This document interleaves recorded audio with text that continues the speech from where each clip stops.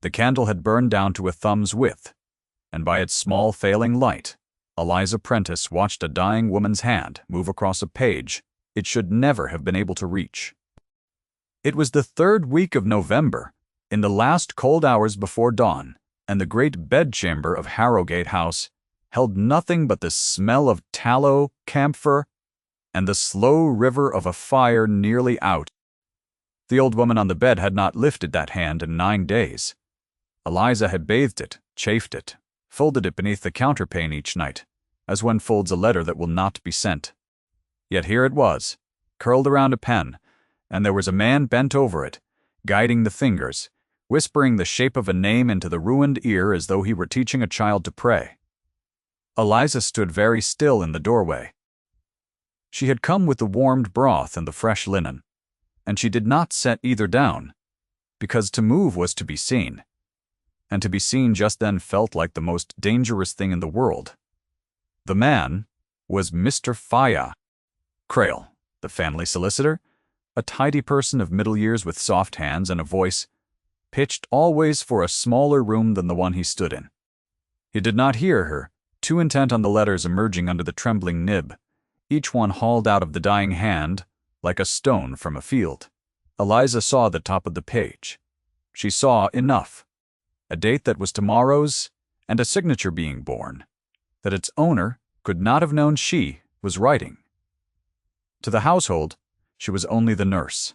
That was the whole of her so far as Harrogate House had troubled to learn.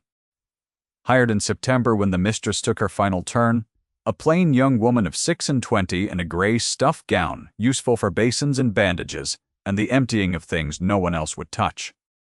She ate in the small parlor off the kitchen. She was addressed, when addressed at all, over a shoulder. What she had been before, in the years when her father lived, and there had been a small house in Bath with a brass plate on the door, no one had asked, and she had not offered. She was about to learn what a nurse was permitted to see. Crail finished. He drew the pen from the slack fingers with the care of a man lifting a sleeping infant, blotted the page, and turned it to the light to judge his work. And in turning, he lifted his eyes, and he found her. For a long moment, neither of them moved. The fire settled. Somewhere below, a clock counted out the hour with the indifference. Clocks keep for the living and the dying alike. "You are early," Crail said at last. His voice had not changed. That was the thing Eliza would remember longest, that his voice had not changed at all. The mistress had a wakeful night. She wished her affairs set in order, while her mind was clear, a great comfort to her. "You understand." Eliza looked at the woman on the bed. Mrs. Harrogate's eyes were half open, fixed on the canopy, seeing nothing. Her mind had not been clear in a fortnight. Both of them knew it. Only one of them was prepared to say so. "I understand that she is sleeping," Eliza said, "and ought not to be troubled." She set the broth down then, for her hands had begun to shake, and she would not have him see it. She crossed to the bed and took up the cooling hand he had used, and folded it back beneath the counterpane where it belonged, and did not look at him while she did it. Her heart was loud in her own ears. If you have ever stood in a room where a wrong thing has just been done and felt the air go thin and known the next words would decide a great deal, then you know how Eliza Prentice felt in that hour. Stay with her. She is going to need someone, too. Crail gathered his papers, tapped them square against the little writing desk he had drawn up to the bed, a desk that had no business in a sick room, and slid them into a leather folder and tied it shut. "You are tired," he said kindly. "It is natural at the end to see more than there is. I should not wish you to distress yourself with fancies. The mistress is well provided for, and all who have served her faithfully will find they are remembered." He let the last word rest a moment in the air, so that she might feel the shape of the coin folded inside it. "Faithfully," he said again, softer, and went out. Mrs. Harrogate died 2 days later, a little after 4, with Eliza's hand under hers and the November light going gray at the windows. She died without waking, without a word, never knowing her name had been made to walk across a page while she lay past all walking. Eliza closed the old eyes and sat with her a long while and thought about the date on that document and about what a signature is and what it is worth, and what happens to those who see one made falsely and do not speak. She did not yet know the name of the man. The forgery was meant to rob. She would learn it within the week, and learning it would change the whole shape of her life. His name was Adam Vane, Earl of Wexcombe, and he arrived at Harrogate House on the day of the funeral like a man come to a country he had been exiled from as a boy. He was the old woman's nephew, her sister's son, and he had not set foot in the house in 11 years. The servants spoke of it in the passage, in the flat, certain voice of people repeating what they have always been told. There had been a quarrel. The young lord had gone abroad, to the war, and after it to worse, and the mistress had struck his name from her lips, if not from her will. Now, she was dead, and here he stood in the black-draped hall, tall and still, a man of 32, with the weather of hard places on him. Eliza saw him first from the gallery above the stairs, where she had gone to be out of the way. He stood alone in the center of the hall while the mourners eddied around him, looking up at the portrait of his aunt above the cold fireplace, with a face that gave away nothing. His hair was dark and cut without vanity, his coat good but plain, a fitted navy that had seen real service, and not the tailor's mirror. A thin pale line ran through his left brow, an old scar gone silver with years, and he held his jaw like stone under water, worn smooth by long pressure, and grown only harder for it. He did not weep, and did not pretend to. He looked at the painted face as though asking it a question. It had died without answering. To the household he was the prodigal, the ungrateful heir, the man who had broken an old woman's heart and come back only to count the silver. That was the room's verdict. Arrived at long before his carriage reached the door, Eliza heard it voiced in the kitchen that same evening over the funeral meats by the housekeeper, Mrs. Dunn, who had served the mistress 40 years, and grieved her. Honestly, he'll not stay, Mrs. Dunn said, wiping her hands on her apron with grim satisfaction. His sort never does. Comes back for the reading, pockets what he can. Gone by Lady Day, he broke her heart living, and he'll not mend it dead. A cold one that. Always was. The scullery maid nodded, and the footman nodded, and the verdict settled over the table like dust. Eliza said nothing. She was thinking of a leather folder tied shut with tape. She was thinking that a man who came back only to pocket what he could would find, when the will was read, that a good deal had already been pocketed before him, and by a hand far softer than his own. The will was read 3 days after the burial, in the long library at the front of the house, the winter light coming pale through the tall windows, the smell of cold ash in the grate. Mr. Crail read it.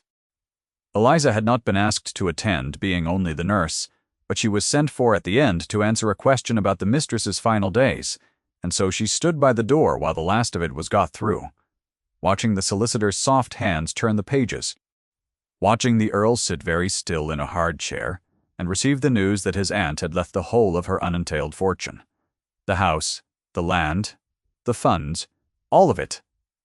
Not to him, but to a charitable trust for the relief of distressed gentlewomen, the said trust to be administered in perpetuity by her trusted man of business, Josiah Crail.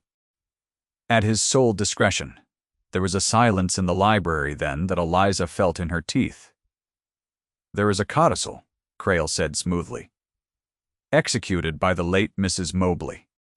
Harrogate, on the 14th of November, in the presence of witnesses, being of sound mind, it is quite regular in every particular. He set his hand flat upon the page, as a man sets his hand upon a Bible, and Eliza felt the 14th of November strike her like cold water, for it was the night she had stood in the doorway and watched a dead woman's hand be taught to write. The Earl said nothing for a moment. Then he rose. He crossed to the desk and put out his hand, not roughly, and said in a level voice that carried no more heat than a man asking the time, "I should like to see it." "In due course, my lord." "Through your own solicitor, as is proper." "I have no solicitor here. You are the only one in the county who served my aunt." "I should like to see the codicil that disinherits me, signed by a woman I am told could not lift a spoon in her last month. Now, if you please." And there it was, spoken plainly into the pale library air. The very thing Eliza had carried alone for a week. She had thought herself the only soul who doubted. She had been wrong. He doubted too, and had ridden into a house that hated him, and named the doubt aloud, with a steadiness that made the hair rise on her arms. Crale's soft hand closed over the folder, and for the first time his voice went a half-tone thin, and Eliza understood that a solicitor's calm is only another kind of counterpane, folded over what must not be seen. The witnesses were unimpeachable, Crale said. The mistress's own physician, her housekeeper. Persons of standing. "Then they will not object to my speaking with them," said the Earl, and let his hand fall, and turned. And in turning his eyes passed over the grey figure by the door, and stopped there. And for one instant, the whole of his attention was on her, quick and total.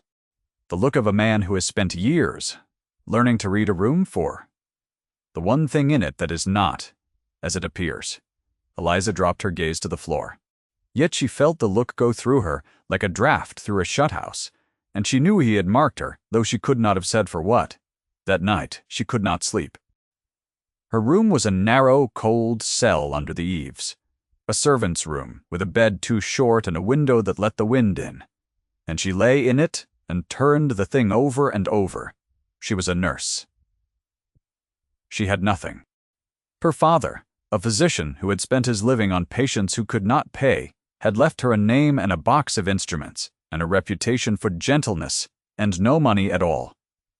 If she spoke against Mr. Botch, Crale, she would be a servant, contradicting a gentleman, a nurse, calling a man of law a forger, and she knew how far that voice would carry, as far as the door, and no further. She would be dismissed without a character, and a nurse without a character does not nurse again. The dead woman would stay robbed, and the cold-faced Earl would ride away disinherited, never knowing that a plain woman in a grey gown had held his whole cause in her 2 hands, and let it fall. She thought all this. And then she thought of the pen drawn from the slack fingers like an infant lifted sleeping, and found she could not make the picture stay buried however neatly she folded it. She did not know yet that the Earl of Wexcombe had his own reason for hating a forged name above all sins.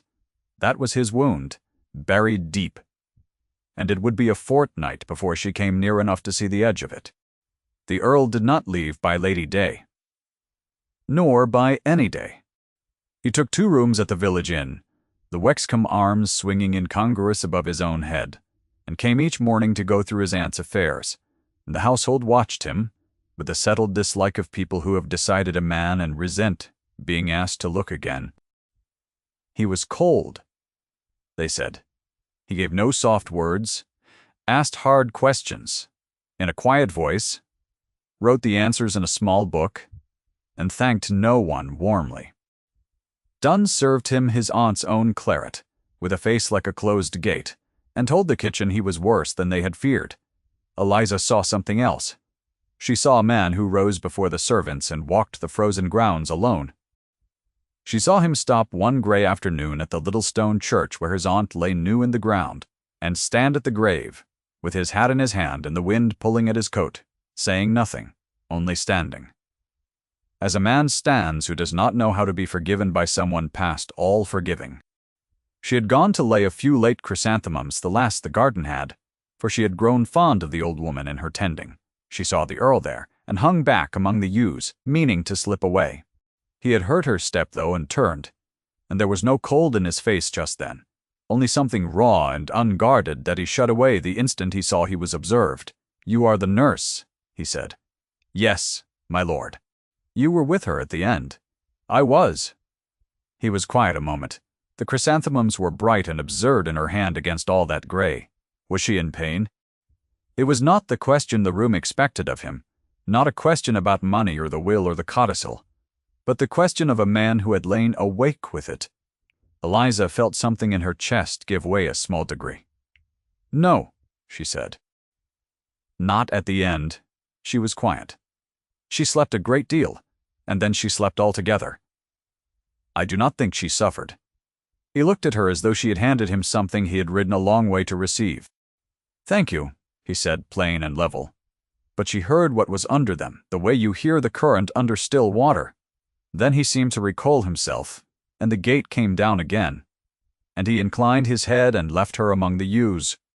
Yet he had said thank you to the nurse, in a churchyard, over a grave, and no one in that house had said thank you to her since her father died.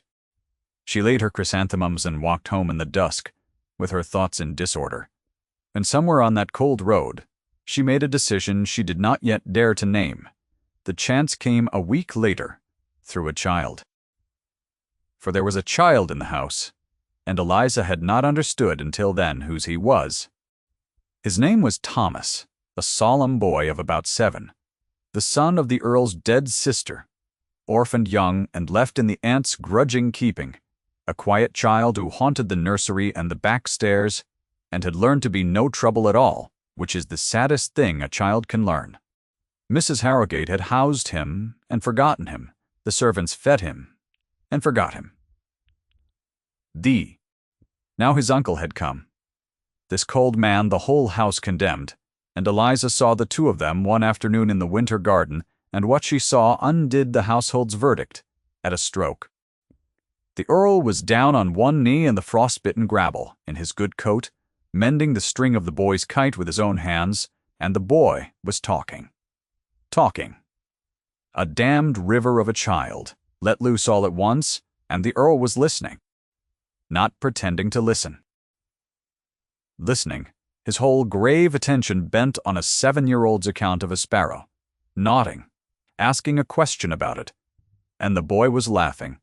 This child who never made a sound, laughing, up at the man everyone called cold. Eliza stood at the window and watched, and she thought, a man is not one thing. She thought, they have all read him wrong. The whole house, top to bottom, and I nearly read him wrong with them. She thought of Creel's soft hands, which had never in her sight touched anything with tenderness, and had touched a dying woman's fingers only to make them lie. That evening she found the Earl alone in the library, where he sat late over the ledgers by a single branch of candles, and before her courage could fail her, she shut the door behind her, which a nurse had no business doing, and stood with her back against it. "My lord," she said, "I must tell you something, and when I have told it, I will very likely lose my place, and I ask you to hear me out before you decide whether I am a liar or a fool." He set down his pen. He did not tell her to sit, or to be calm, or to think better of it.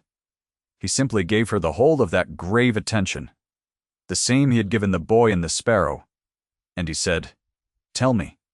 So she told him. The 14th of November, the wakeful account Creel had given, the truth of a hand that had not moved in 9 days.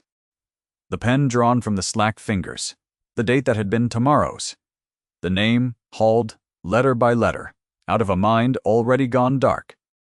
She told it plainly, without color, as her father had taught her to give a report, symptom by symptom, and watched the Earl's face go from stillness to something harder, a whiteness about the mouth, a stone-cold anger banked so low it frightened her more than shouting would have. "You are certain," he said. "You saw the pen in his hand. You saw him form the letters." "I saw it as I see you. I will swear to it on anything you name." He rose and went to the window, and stood with his back to her, the candlelight showing her the set of his shoulders, and for a long moment said nothing. When he spoke again, his voice had changed. It had gone low, and there was something in it she had not heard before. Something that was not about her, or the will, or even his aunt. "I had a friend once," he said, to the black glass, "in the peninsula, a quartermaster. A good man, or I thought so. He forged a requisition, my name to it, for supplies that never came. Men went hungry on my signature. 3 of them died of it before the fraud was found, and by then my friend was across the lines and gone, and it was my name in the ledger they cursed, and it took me 2 years and every friend I had to prove the hand was not my own." He turned. His face in the candlelight was the face of a man looking at an old wound in a new mirror. I know precisely what a false signature can do, Miss Prentice. I have buried men killed by one. So I will ask you once more, and then I will believe you utterly, or not at all. Did you see Josiah Crale forge my aunt's name? It was the first time he had called her Miss Prentice, not the nurse. Her own name, in his own voice, and it landed in the quiet room with a weight she felt in her spine. I did, she said. Then, said the Earl of Wexcombe, we are neither of us alone in this any longer. And that was the whole of it, and it was enough. And Eliza felt the week's cold, solitary weight lift off her, and settle instead between the two of them where it could be borne. To be believed entirely, by the one person whose belief could matter, was a thing her body understood before her mind did. Her heart was going hard. She was aware of exactly where he stood in the room, to the inch, without looking. She had come in as a servant to make a confession. She left the terms of it not quite knowing what she was any longer, only that it was something other than the nurse, and that the change had happened in his voice when he said her name. The trouble was that seeing a thing and proving it are two different countries, and between them lies a hard road. This the Earl told her plainly, for he did not flatter her with easy hopes. The codicil was witnessed by the physician and the housekeeper. The physician had signed for a fee dressed as a consultation, and would not easily unsay it. Mrs. Dunn had signed because Crale told her it was a small matter of the mistress's charities, and she had trusted the family solicitor as she trusted the sunrise, not knowing what she had put her name to. A servant's word against a solicitor's was nothing. A servant's word and an earl's doubt, and a housekeeper who could be brought to understand what she had truly witnessed, and above all some hard thing on paper, some proof that lived outside the frailty of memory. Together those might be something. There will be a draft, the Earl said. They were in the library again, for it had become the country of their conspiracy, and the winter dark came early and gave them cover. A man like Crale does not forge a great instrument at once sitting in a sick room.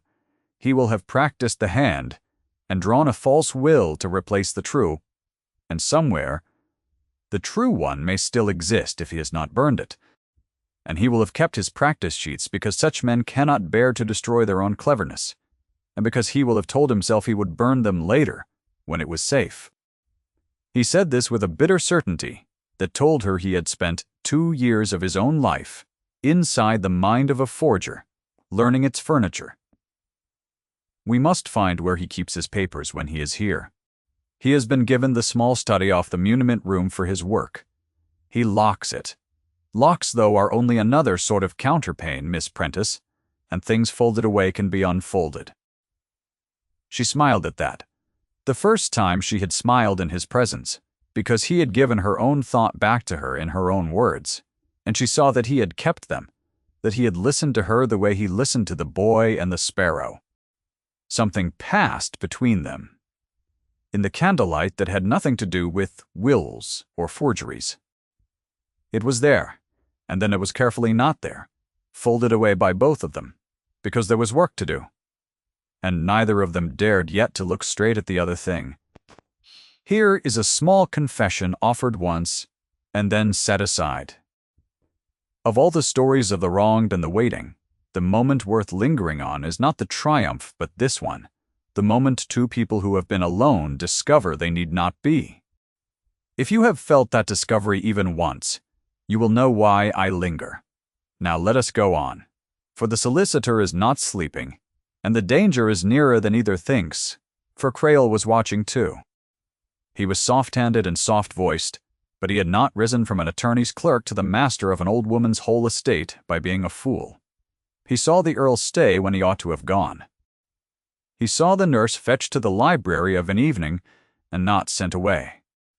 He was a man who had built his life on the certainty that servants are furniture and the poor are blind, and he began to feel a draught from a quarter he had thought sealed. And so he did what such men do. He moved against the weaker of the two, the one the world would not miss. He came to Eliza in the kitchen passage on a gray morning, all soft concern, and told her that her services would no longer be required. Now the mistress was buried that she should have her wages to the quarter, and a little over, for she had been diligent and that he had heard of a situation in Yorkshire, a lady wanting a nurse. And he would write the character himself and see her on the northern coach within the week. It was said kindly. It was said the way he said everything kindly. Under the kindness Eliza heard the whole of it. The coach, going north, the hundreds of miles, the character that could be unwritten as easily as written, the tidy removal of the one pair of eyes that had seen. She was being paid to go blind, and if she would not go blind she would be made to go far and far, and blind come, in the end, to the same thing. "You are very good," she said, "because a nurse says that to a gentleman. I will consider it." "Do not consider too long," said Mr. Crail gently. Situations do not wait, and a young woman alone in the world must think of her future. There is so little standing between such a woman and real distress. A character. A friend in the profession. So little, and so easily lost. He smiled and touched her. Not at all. And yet she felt the touch of it for an hour after. The soft hand on the dying fingers. The same hand reaching now for hers. She went to the Earl that night and told him, and his face when she finished was the whiteness she had seen once before, the banked stone cold of a man who has watched injustice work by daylight and been unable to stop it. "He means to send you where your word cannot reach," he said. "Yorkshire today, farther tomorrow. He is not a fool, and he has understood what we are, and he is doing the sensible thing, which is to remove you before you can be heard." He looked at her a long moment. "I can offer you the protection of my name in this house, but I cannot compel you to stay and be endangered for my cause. It is my inheritance. It is not yours. You may take his Yorkshire and his character and be safe, and I will think no less of you, and I will fight this alone, as I have fought worse alone." "And lose," said Eliza. "And very likely lose," he agreed. The fire cracked. She looked at this hard, grave man who had given her the choice honestly, who had laid the danger out plain and left the decision in her own hands as though her hands were worth trusting. No one had trusted her with anything of weight since her father died. She found she did not want the safe coach north. She wanted more than safety to see the thing through beside him. And the wanting was not only about justice, though it was about justice, and she let herself look at him fully for the first time, and did not fold the look away. "I buried my father 4 years ago," she said. "He spent his whole living on people who could not pay him, and he died with nothing, and the town that owed him everything let his daughter go into service without a backward glance. I have been furniture in other people's houses ever since. I know what your Mr. Crail thinks I am. I am tired, my lord, of being what men like him think I am." She lifted her chin. "I will stay. Send his character back. I would rather starve honest than eat his Yorkshire bread." Something moved in the Earl's face then that she would carry a long time. Not quite a smile. The look of a man who has found, in a country he thought barren, an unexpected spring. "Adam?" he said, "my lord. My name is Adam. You have trusted me with your whole future tonight. I will not have you go on, calling me by a title I did not earn, and half wish I had never inherited." He said it plainly, level as he said everything. But the plainness was the point. The plainness was the tenderness, and Eliza understood that a man who could not make speeches had just made her the only one he had. "Adam," she said, trying it, and the fire cracked and neither of them moved, and the whole cold library seemed to lean in around that single soft syllable. They found the practice sheets 4 nights later because of the boy.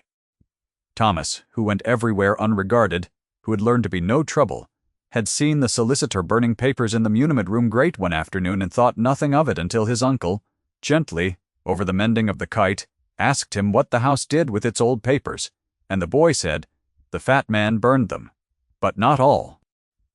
He kept the ones in the green box. The fat man was cross when I came in and put the green box in the wall."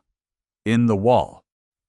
It took them an hour with a candle in the small hours to find where a panel of the muniment room wainscot had been cut and refitted, and behind it a japanned box the color of a wet leaf, and in it a sheaf of paper that made the Earl go very still. For here was the whole confession of a soft hand. Sheet upon sheet, the late Mrs. Harrowgate's signature practiced over and over. First clumsy, then close, then nearly perfect, a name learned like a foreign tongue. And beneath them folded small the true will, unburned after all, leaving the house and the funds and the land to her nephew Adam Vane, Earl of Wexcombe, and to the boy Thomas after him, with a modest charity that bore no resemblance to the trust administered at Crail's sole discretion. He had not been able to burn it. The Earl had been right to the letter. Such men cannot destroy their own cleverness, and he had kept the true will as a man keeps a knife he has been warned against, meaning always to be rid of it when it was safe, and safe had not come. "He kept it," Liza whispered. "Why in God's name did he keep it?" "Because he is proud of it," said Adam quietly, turning the practice sheets to the candle, the graven record of a hand teaching itself to lie. "Because a part of him wished to be admired for it, if only by himself. It is the flaw that runs through every forger I have met. They love the work too well to burn it." He folded the true will with great care, and put it inside his coat, over his heart, and Eliza thought of Crail's own hand over the false codicil, flat as on a Bible, and thought that the two men were closer than either would like, and that only one of them had a heart under the hand. Now they had the thing on paper. Paper in a coat, however, is not paper in a court, and Adam knew, as Crail would know the instant he found his wall unsealed, that possession and proof are different countries still. What they needed was the box brought into the light before witnesses who could not be paid to look away, so that Crail could not simply cry theft and turn the whole matter inside out. There was to be, 3 days hence, the very occasion for it. Though it took Eliza a moment to see the shape of what Adam intended, the reading had left one piece of business unfinished. The false trust was to be formally constituted at a gathering of the county's principal people. The magistrate Sir Henry, the vicar, 2 neighboring landowners, the physician who had witnessed, all assembled in the great drawing-room to see the late mistress's benevolence set in motion, and Crail confirmed in his stewardship. It was to be Crail's coronation arranged by himself, in the very room where the county's opinion was made and unmade, before the very people whose good word was the currency he had spent his life amassing. He meant to stand before all of them. "And be blessed, he has built the stage himself," Adam said, "and hung the lights, and gathered the audience for his own honor. We will simply give the audience a different play." Eliza felt fear go through her like cold water, for she saw her own part in it, and she saw how much rested on her.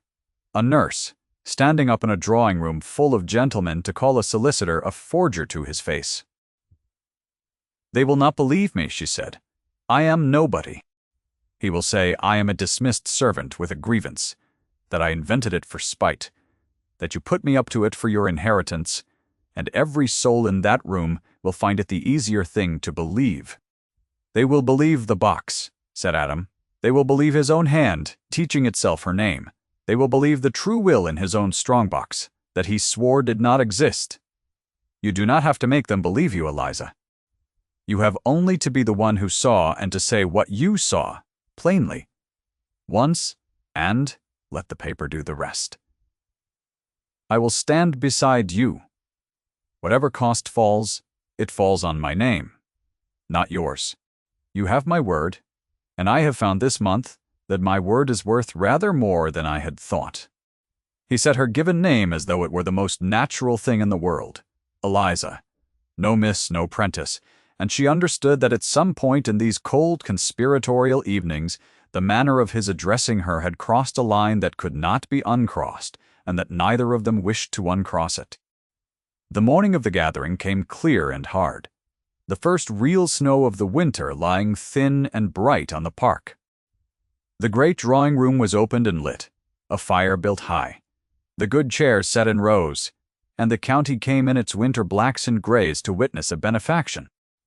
Crail stood at the front, by a small table, the false codicil and the trust deed before him, his soft hands folded, his soft voice moving over the gentry like warm water, telling them of the late Mrs. Tamber, Harrowgate's tender care for distressed gentlewomen, her wish that her fortune should do good in perpetuity, her trust in him, her humble servant, to carry out her sacred intention. He was very good.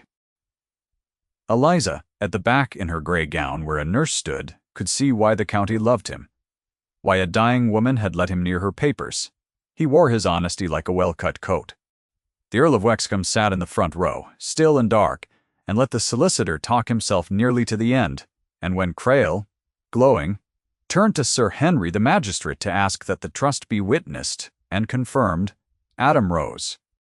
"Before the county sets its hand to this," he said, and his level voice cut through the warm room like clean cold air through an open door, "there is a small matter of the signature." Crail's soft face did not change, but Eliza, watching, saw the hand upon the table go flat, the old gesture, the palm pressed down as on a grave. "My lord," he said, gently reproachful, "your grief does you credit, and your disappointment is natural, but this is neither the place nor the occasion for it." "On the 14th of November," Adam said, over him, not loud, only immovable. "My aunt had not lifted her own hand in 9 days. She could not hold a spoon. She did not know her own name, spoken aloud. Yet on that night her signature was set to a codicil disinheriting her only living kin. It was set there because a man guided her dead hand across the page and taught her fingers to write a name her mind had already forgotten. There was a witness to it. There has been a witness to it all along." He did not look at Eliza. He kept his eyes on Crail. "And," he said, "Miss Prentice." The whole room turned. 50 faces, the magistrate, the vicar, the physician, gone suddenly gray. The servants clustered at the door, all of them turning to the plain young woman in the gray gown at the back, who had been furniture in that house for 3 months. And Eliza felt the weight of every eye, and thought her knees would not hold. Then she found Adam's face in all that turning, level and certain, and she straightened her spine as her father had straightened his over the beds of the dying poor, and she walked to the front of the room, and she stood beside the Earl of Wexcombe where the county could see her, and she told them plainly, symptom by symptom, exactly what she had seen by the light of a guttering candle the last cold hours before dawn. There was uproar, of course. Crail rose to it, his soft voice hardening, crying grievance, crying spite, crying conspiracy, naming her a dismissed servant and the Earl a desperate man, and for a moment the old easy verdict began to reassemble itself, the nobody and the prodigal against the trusted man of law, because rooms love the easier thing. Eliza felt it slipping. Then Adam laid the japanned box upon the table, the wet leaf green of it bright against the white cloth, and opened it, and drew out the practice sheets one after another, the mistress's name and its long stumbling apprenticeship to Crail's soft hand, and laid beside them the true will that swore itself no forgery in every honest line, and set them before Sir Henry the magistrate, and stood back and said nothing more. He did not need to. He had learned, at hard cost, in a war, that a forged hand convicts itself if you only let the honest people look. Sir Henry looked a long time. The vicar looked over his shoulder. The physician who had witnessed put his face in his hands. And Crail, watching the county he had courted for 30 years, bend over the proof of what he was, felt the floor of his whole life tilt, and his soft voice failed him, and the smooth mask came apart before the very people whose good opinion had been the coin of his existence. He did not shout. He stopped, mid-word, and stood while the room turned from him one face at a time. And there is no punishment a court could hand such a man to equal that slow turning, that withdrawal of the regard he had bartered his soul to keep. He had spent his life being trusted. He was in the space of a quarter hour, in a warm room full of the people who had trusted him, comprehensively, and finally not. The magistrate took the box and the will and the practice sheets into his keeping, and Crail went out of Harrogate House between 2 of Sir Henry's men, not in irons, for that would come later and by other doors only disgraced, which for such a man was the harder chain. The county filed out into the snow, ashamed of its own long blindness, and the false trust was dissolved before it had drawn a breath. And the true will stood.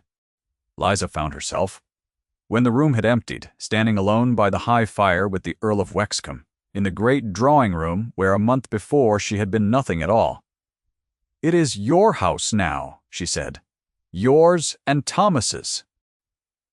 As she truly wished it. "Yes," Adam said.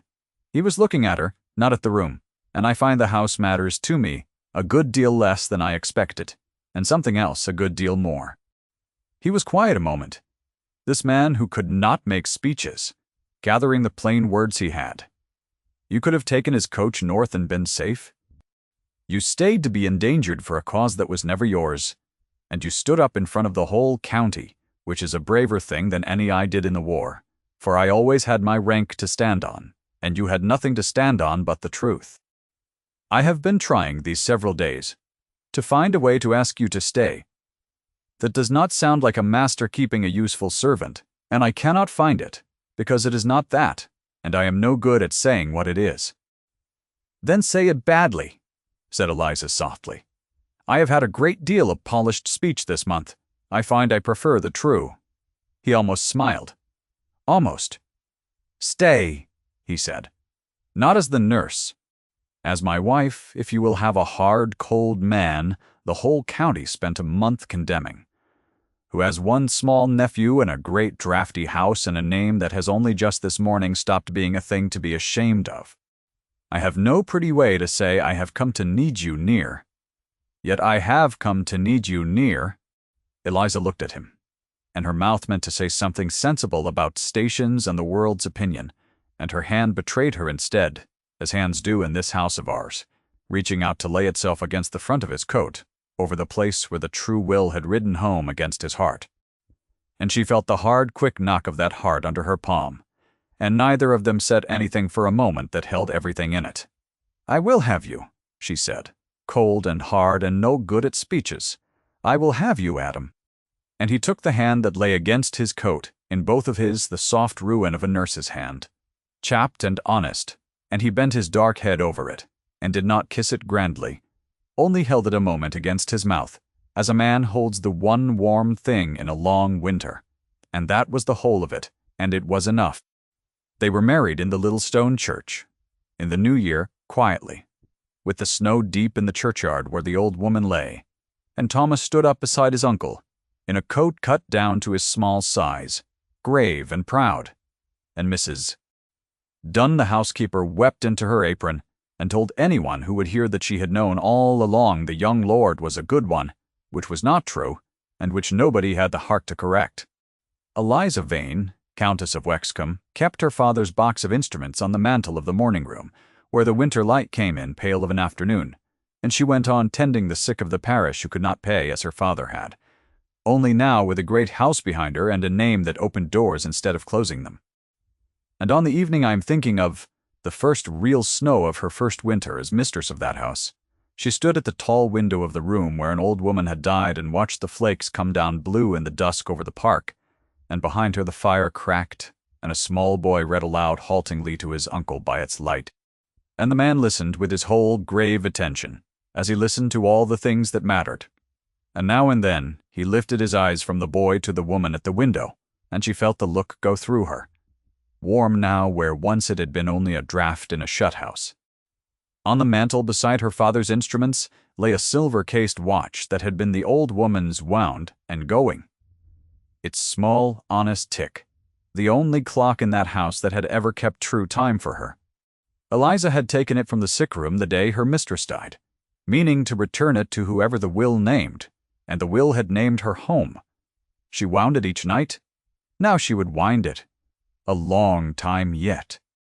If Eliza's story has stayed with you, stay a moment longer in the quiet with her, and think of the ones in your own life whose worth the world has been too busy to see. That is all. Thank you for staying to the end.